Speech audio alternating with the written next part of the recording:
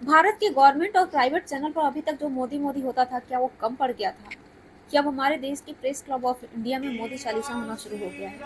और सवाल ऐसे कंडीशन में होता है कि कौन है ये लोग। नॉर्मली बात किया जाए प्रेस क्लब ऑफ इंडिया में जाने के लिए, तो नॉर्मली लोगों को एंट्री नहीं मिलता है। उसके लिए आपके पास प्रेस कार्ड होना जरूरी होता है, आपको उसका मेंबरशिप कार्ड होना जरूरी होता है, तब जाकर के एंट्री मिलती है। नॉर्मल लोगों को प्रेस क्लब ऑफ इंडिया में एंट्री नहीं मिलती है।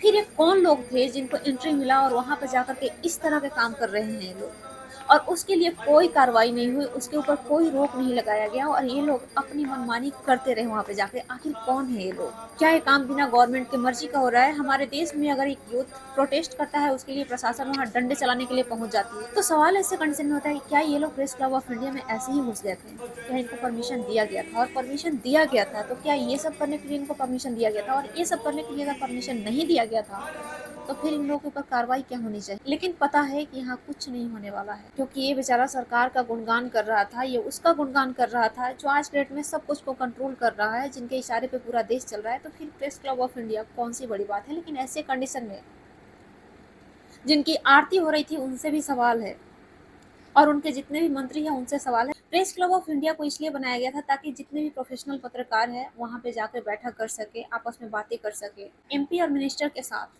मंच साझा कर सके। कुल मिलाकर कहे तो प्रोफेशनल काम के लिए वो बनाया गया है। लेकिन उस प्रेस क्लब ऑफ इंडिया में मोदी चालीसा हो रहा है, ये दिन देखने को मिल रहा है। तभी हमारे देश में पत्रकारिता का लेवल इतना ज्यादा गिर चुका है। और हाँ, मुझे यकीन है इस बारे में, मैं टीवी बहुत ज्यादा नहीं देखती, लेकिन टीवी में जरूर बताया गया होगा कि प्रेस क्लब ऑफ इंडिया में हुआ मोदी चालीसा, और वो प्राउड के साथ बताया जा रहा होगा। उससे कोई रिग्रेट नहीं होता होगा मीडिया को बताने में।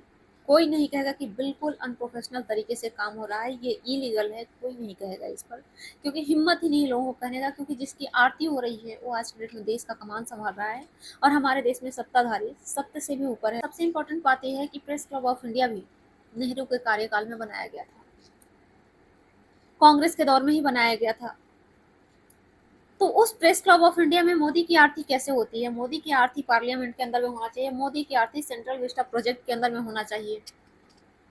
वहां पे कैसे चले गए ये लोग आरती करने के लिए? मतलब अगर आप सरकार के गुणगान करते हो तो आप जहां मर्जी आपको एंट्री मिल सकती है और आपके ऊपर कोई कार्रवाई नहीं किया जाएगा।